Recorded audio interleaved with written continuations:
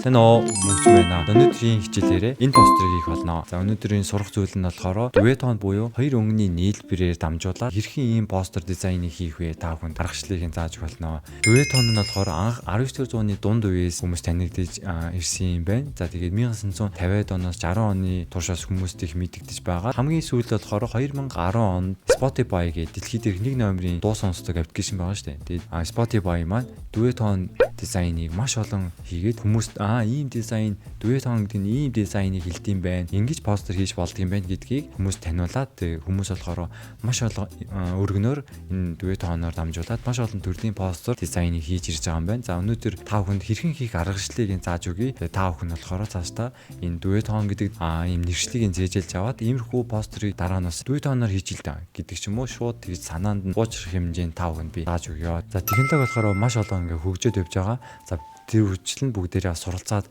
явах хэрэгтэй байгаа. За энэ Photoshop-ийн хувьд болохоор 20 гаруй хичээлийг анхан шатны төвшөнд заасан хичээлүүд байгаа. За энэ линкээр орох юм бол би холбочих. За одооноос болохоор Photoshop дээр болохоор одоо иймэрхүү дуэтон ч юм уу эсвэл иймэрхүү шинэ ийм загвар трендүүдээр ямар постерууд хийгээд байгаа. Яаж хийх аргачлалыг та бүхэн заагаад Photoshop-ыг заанга илүү нарийн детальчилдаг аргуудыг нь болохоор өөрийнхөө мэдээг хэмжээнд та бүхэн зааж өгөөд явах болно. За тэгвэл энэ 7 хоногт болохоор за медиагийн зөвлөлт болоод за миний хувьд болохоор видео ноу-хавын талаар хичээлийг бэлтгэж оруулсан байгаа. За удахгүй YouTube сувгууд орох болно. За тэгээ энэ бол маш олон зүйлийг сурсан, маш олон зүйлийг ухаарсан тийм цаг хугацаа байлаа. За ямар тааж медиагаар дамжуулаад маш олон хүмүүст маш олон мэдээллийг дамжуулах боломжтой байна гэдгийг ухаарсан цаг байсан. За тэгвэл өнөөдрийн хичээлдээ шууд орцгоё. Кажа.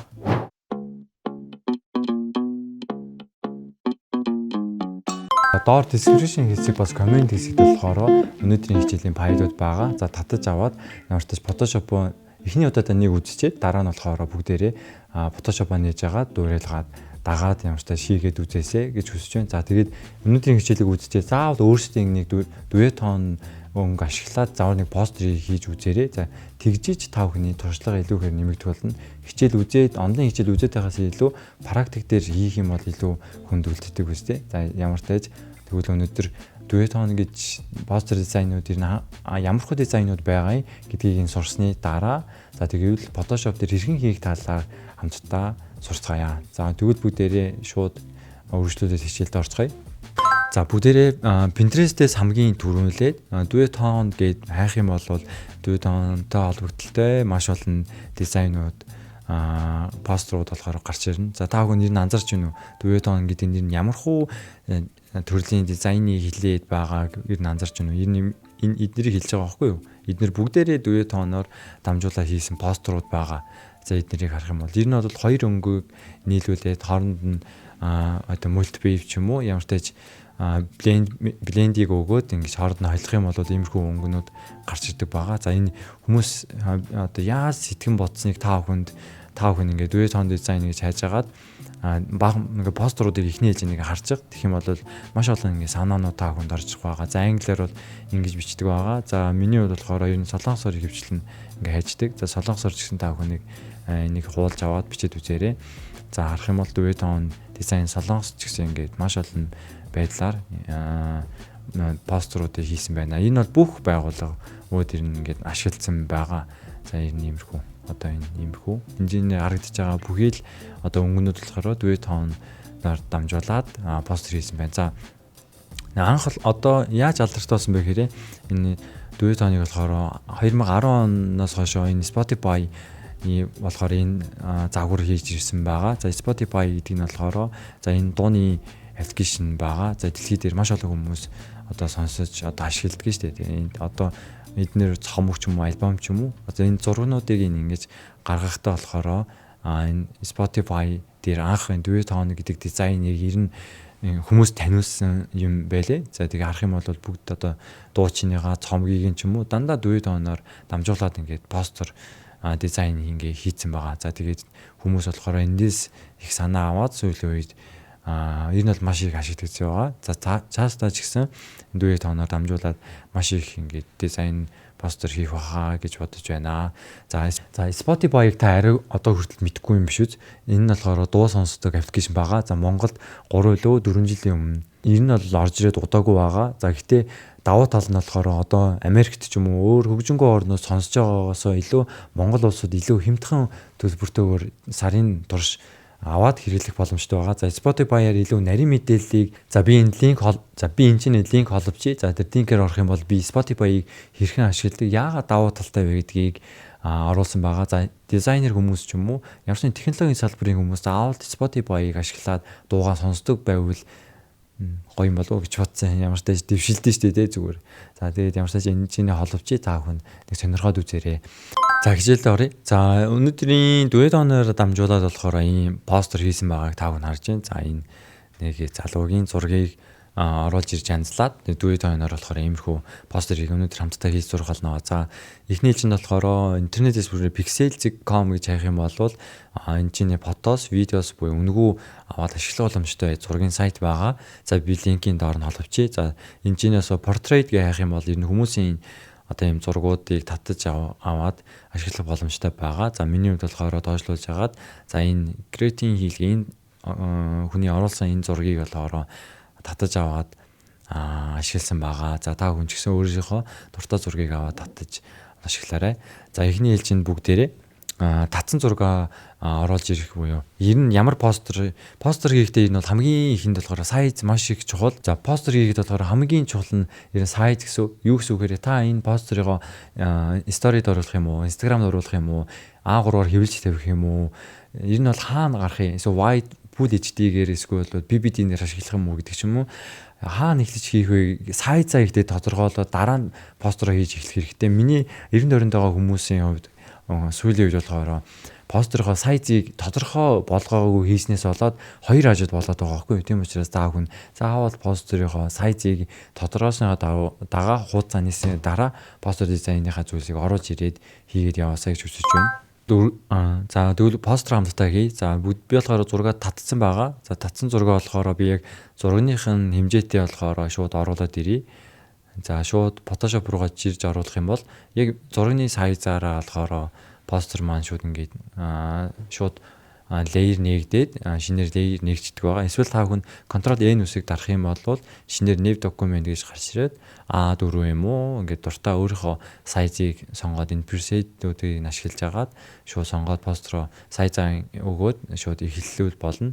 За ингэсний дараа болохоор миний хувьд болохоор нүгэ даги буюу за бүгд арын background-ыг нь алга болох хэрэгтэй. За энэ хамгийн дөрөв нь миний хувьд яадаг вэ гэхээр select хэсэг байгаа шүү дээ. Select хэсэг рүү очоод энэ чинээсээ subject гэдэг хэсгийг сонгочдөг байгаа.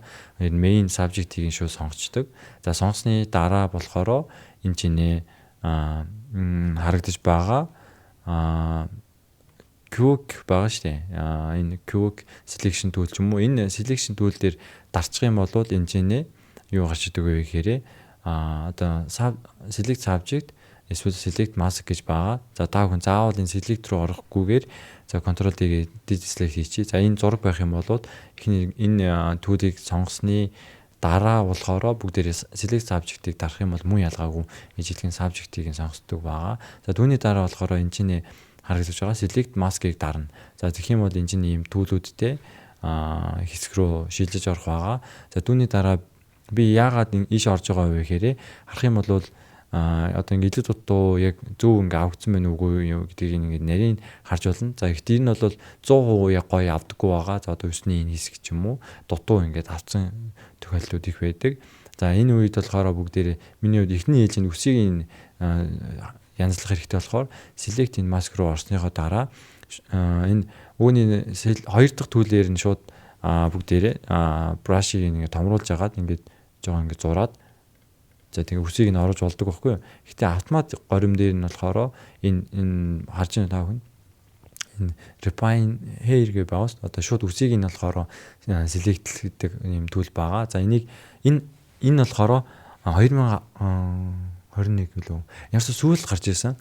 За энэ тэгээд ямар ч тааж энийг дарах юм бол автоматар ингээд үсийг нь илүү детальчлаа select-дэг байгаа. За түүний дараа болохоор энэ доороос болохоор энэ out settings уус энэ дотроос болохоор бүгдээрээ одоо nav layer ч юм уу layer mask ч юм уу дуртайгаа сонгож аваад шууд окей дарах юм бол шууд итгэвчдэг байгаа. За гэхдээ бүгдээр шууд окей дарчээ. За тэгэх юм бол select болчих шээ.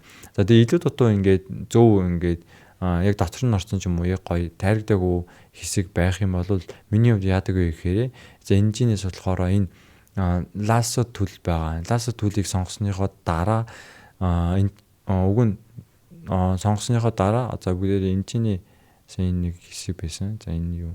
За энэ хувцсны энэ хэсэг шүү дээ. За энэ хэсгүүд нь болохоор яг гүйцэд ороог байгаас. За ингээд нэмэлтээр ингээд зурх юм бол шууд нөгөө хуучин устчих жаавс. За тэгхийн тулд болохоор shift-ээ ингээд дарж агаад нэмдэг байхгүй юу? Ингээд нэмж агаад шууд энэ бол хамаагүй шууд ингээд оруулах юм бол ингээд нэмэгдчихтэй. Гэхдээ заавал shift үсэг зарж ядаргаадахгүй. Зүгээр энэчнээс болохоор энэ төлийг сонгочдөг байгаа. Хоёр дахьыг энэ icon-ыг дарах юм бол шууд өөрөө нэмэхээр байгаа. За түүний дараа зүгээр яг нэмэхээр зүйл байгаа бол ингээд хэрэгтэй зүйлсүүдээ ингээд нэмждэг байгаа. Тэг ч юм уу? За энэ хэсэг баус. Энэ хэсэгтээ одоо энэ эмгний энэ хэсгийг ч юм уу нэмэр байх юм бол бүгдээрээ шууд ингэдэг ч юм уу.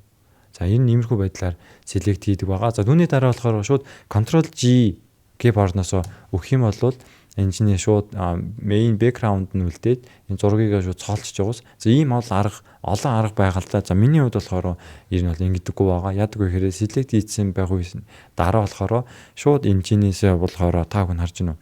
Энэ чинь mask байгаа.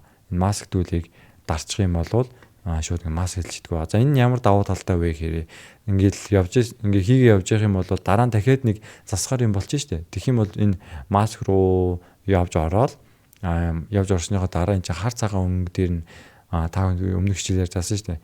Одоо ингээ хар нь болохоор ингээ устгадаг. За цагаан нь болохоор буцаж ингээ сэргээдэг энэ зарчимтай шүү дээ. Тийм учраас одоо дахиад өөр зураг нэмэхэр ч юм уу засварлагаар болох юм бол дараа нь ингээ янзлах боломжтой main өөрийнхөө зураг дээрээ. Тийм учраас заавал би энийг ашиглах гэхгүй. Ямар ч тач миний хувьд болохоор маскыг ашиглаад ингээ хийчихдэг ба. За түүний дараа болохоор бүгдээрээ энэ icon дээрээсээ болохоор за энэ харж байна. Энэ icon дээрээс болохоор өнгө өгье. За solid color-ыг дараад за өөрийн гэсэн дуртай нэг өнгө өөрөө. За өнгө өгсөний дараа зургийнхаа доор нь аваачин. За ер нь бол за ийм өөсөв байгаа шүү дээ. За энэ хэсэг дээр оцсны дараа амархан brush tool-ээр сонгож аваад хар дээр нь байх хэрэгтэй. За тэг ингээ устгах. За иймэрхүү байдлаар засварлах боломжтой. За түүний одоо болохоор дуатон нь болохоор маш амархан байхгүй юу. За тэрний эхний ээлжинд болохоор энэ зургийн илүү нөгөө цагаан хэсгийн цагаан, хар хэсгийн илүү хар болгочоод дуатон илүү одоо гоё загвартай болдог байхгүй юу. За тэхийн тулд яадаг вэ гэхээр олон арга байна л да. За эхлээд болохоор энэ icon дээр дарсны дараа энэ black and white байгаас за дарах юм бол зураг маань ингээ тэр чигээрээ black юм уу white ингээ болчихж байгаа. За таагүй санаа битээ зовоорой. Би энэ зургийг болохоор бүгдээрээ алтаа зарж агаад clip mask гээд энэ зургийг оруулсныхаа дараа энэ зурган дээрээ л янзтаар явуул болох байгаа. За тэгээд орох юм бол энэ чинь ингээ red ч юм уу yellow, green ингээ сайн ингээ өнгөнүүд байгаа. За энэ red дээр энэ бол хүмүүсийн царайны өнгө илүү их хөвчлэн ингээ байдаг. За та бүхэн ямар зургаас хамаараа энэ оролдож байгаа нь болохоор ингээд өөр байгаа. Тийм учраас сайн хэлсэж би хар өнгийн илүү хар, цагаан өнгийн илүү цагаан болгоод авчих юм бол дараа нь дуу тоон өгөхөд их амархан байдаг. За миний хувьд бол ингэж хийж өгдөг. За энэний дараа болохоор яадаг вэ гэхээр curves гэ байгаа. Энд орсны дараа энэ график байгаас энэ график дээр болохоор энэ дээдлийн хэсэг нь болохоор цагаан өнгийн илүү цагаан болгодог. Доошлуулах юм бол илүү хар өнгийн илүү хар болгодог байхгүй юу. За ингээд энэ график дээр ингэж зурчдаг байгаа. За одоо ер нь ингээд болоо. За энэ curves-ийг болохоор бас алт харж байгаа дотор нь оруулъя. За main background зураг маань ер нь бол байж байгаа шүү дээ. За үүний дараа яах вэ гэхээр маш амархан. За энэ solid color байна шүү дээ. Энэ solid color-ыг 2 удаа өгөхөд болно гэсэн үг. За амар амархан заяа. За бүгдээрээ эхний ээлжинд дахиад нэгийг өгье. За энэ зурган дээрээ оцсныхоо дараа solid color-ыг сонголоо. За энд эхлээд ямар өнгө өгөхөөр бүгдээрээ улаан өнгө өгчий. За улаан өнгийг өгөөд окей дараа за энийгээ болохоор энд blend байгаа шүү дээ. Blend-ийн байгаа. За эндээс болохоор за multiply-ийг сонгочихно. Эхнийгээгаа. За тэгээд болохоор түүний дараа дахиад Ctrl G гээд solid color-ыг хуулсны дараа энэ өнгөн дээр нь дарах юм бол өнгийн сольж болдог байгаа. За үүний дараа болохоор бүгдээрээ жоохон хөх өнгөний жоохон гүн хөх өнгө үгүй. За түүний дараа болохоор blending хэсгийн дээрээсээ болохоор lighting-ийг сонгож өгөөрэй. За тэгээ энэ хоёр өнгө бол хоёулангийн clipping mask буюу Alt-ыг дарж байгаа. Тэсээ MacBook хэрэглэдэг хүмүүс болохоор Option-ыг дарж байгаа.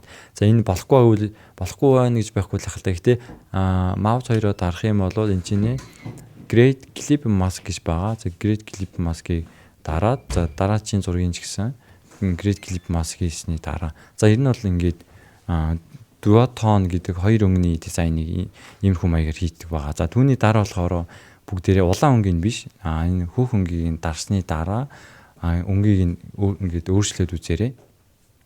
За илүү хар өнгө рүүгээ дарк өнгө рүүгээ очих юм бол илүү улаан өнгө нь илүү тодорч харагдаж байгаа. За илүү цайвар өнгө рүүгээ очих юм бол өнгө мань болохоор иймэрхүү баягаар энэ дээр болохоор зөв хариулт гэж байхгүй. За та хүн энэ өнгөөр л яг энэ өнгийг л ашиглараа гэсэн үг байхгүй. За өөрийнхөө мэдрэмжээрээ ингээ өнгийг өөрчлөөд үзэх юм бол за өнөөдрийн бидний сурах байгаа Duotone буюу хоёр өнгөний нийлбэр дизайны загварыг ингээ гаргачихж байгаа гэсэн үг байгаа. За Spotify буюу дууны аппликейшн энэ Duotone дизайныг маш их ашигладаг байгаа. За ингээд болоо. За үүний дараа энэ жоохон постэр маягийн юм чинь бүүнөрөө энэ текст байгаа. За энэ текстийг бүүнөрөө ингээ бичсэн байгаа ш. За энийг ч яаж хийдгийг тавыг харуул л та. Би болохоор text-ийг дараад keyboard-ноос нэг дарсны дараа болохоор эхний хэлжинд болохоор ямар хэмжээтэй хийх вэ гэдгийг ингээд томруулцдаг байгаа. За томруулж дараа энэ текстийг болохоор би энэ зургийн ингээд доор нь оруулчих. За энэ main одоо background-ийнхаа дээр нь гэсэн үг шүү дээ. За түүний дараа болохоор би энэ чинь юу өчөх вэ гэхээр за Duotone гэд биччихье. За бүгдээрээ шууд Ctrl D дарж байгаа текстээ томруулчих. За гэхдээ та хүний гүйлдээ зааж өгье. За тэрний үхээр за бүгдээрээ ингэж тохируулсныхаа дараа за энэ текст нь одоо ингэж сайн Ctrl D зааж татчих шүү дээ. Тийм ардраа ингэ бодорхойтой байгаа учраас 616 ч юм уу ийм тэгш тоолгороо. За тэгэх юм бол дараа нь хүмүүстэй хамтарч хийхэд их аятайхан байгаа. За M үсэг дараад Ctrl select хийсний дараа view үсгээ дарж хагаад голлуулчихдаг байгаа. За миний хувьд. За тэгээ энэ font маань болохоор энэ body-ний гэдэг нэртэй font байна 72 гэдэг нэртэй. За энэ болохоор Mac OS болохоор үнэгүй байдаг. За Windows хэр байдаг юм мэдгүй байна. За та бүхэн яг интернетээс татаад хэрэгжиж болохоор байгаа. За copy хийгээд жижигэрсний дараа за Улаанбаатар гэж дүү. Улаанбаатар гэж биччихье. За бичсний дараа болохоор жижигрүүлчихье. За тэгээ ер нь голцсон байгаа. За энэ бол мөнөөрөө жоохон постэр маягийн хийж байгаа шүү дээ. За түүний дараа болохоор энэ чинь жоохон юм текстүүд байх юм бол илүү ингээд гоё постэр шиг харагддаг байхгүй юу. За T-үсийг дарсны дараа бүгдээр энэ чинь T-үсгээ дарсны дараа нөө текст бичиж байгаа шүү дээ. Гэхдээ энэ бол учиртай. За нэг ингээд T-үсгээ дарсны дараа нэг дарах юм бол шууд текст бичигдээд явдаг байгаа. За эсвэл T-үсгээ дараад ингээд зурх юм бол ингээд бокс ингээд үүсдэг байгаа. За тэр хайрцаг дотроо нэг текстүүд нь орно гэсэн үг шүү дээ. За тэгээд энэ дээр болохоор би фонтыг нь болохоор Octave гэдгийг сонгосны дараа за энэ Lorem Impulse байгаа шүү дээ. Энийг болохоор шууд өгчөж болдог байгаа. За энэ type гэдэг хэсэг рүү очиод past Lorem Impulse-ыг дарчих юм бол ингээд дүүрээд маш их болчихно. За бүгдээ текстийг ингээд маш жижигхэн болгоод за өгүүлбэр хоорондын цагийг багасгаад за түүний дараа болохоор энэ параграфыг дарчие. За энэ ингэж багасгаж янзалж болно. За энэ хэтэрхий их тексттэй болохоор за энэ хэсгийг насч. За та бүхэн өөрийнхөө дуртай зүйлсийг бичээрэй. За миний хувьд болохоор за нэг юм хүү хэмжээтэй. За энэ бол ингээл болоо гэсэн үг байгаа. За тэгээд энэ хэр илүү жоохон постэр юм шиг харагдаж байгаа. За тэгээд өнөөдөр иймэрхүү баягаар Duotone-ыг ашиглаад постерыг хамтдаа хийж үзлээ. За өнөөдрийн хичээлээрээ Duotone гэж юу юм. Тэгээ ер нь постерийг хэрхэн хийх талаар та бүхэндээ зааж өглөө. За та бүхэнд ер нь ямархуу байна. Иймэрхүү маягаар Photoshop дээр ингээл Photoshop-ийн нэг дүүлүүдийг зааж явангаа хичээлүүд оруулаад ивэл ер нь болохоор юм шиг байна уу. За миний хувьд болохоор YouTube бас анх удаага хийж үзэж байгаа. За бичлэгийг ч гэсэн ингэж оруулах нь бас их амаргүй ажил байдаг. За ер нь эхний өдөр нь хичээлээ бүр постэр нь яаж хийхээ мэдж байгаа. Тийм учраас гэхдээ яаж заах вэ гэдэг хичээлээ бэлдэнэ. За нэг өдөр болохоор тэргээ хичээлээ бэлдсэнийхээ рекорд хийн, нэг өдөр нь эдит хийн. За офлайн буюу thumbnail энтрээ хийх гэх. Энэ бол 4 өдөр өдөрт 1-2 цаг зарцуулагдаад хийдэг байгаа. За гэхдээ та бүхэн үнэхээр таалагдчих байгаа бол илүү сав дараад илүү дэмжиж өгөөсэй гэж үзэж байна. Яг тэр YouTube студийн график харахаар за бараг үзэж байгаа хүмүүсийн тал нь сав дараагүй хүмүүс үзэж байгаа байхгүй юу.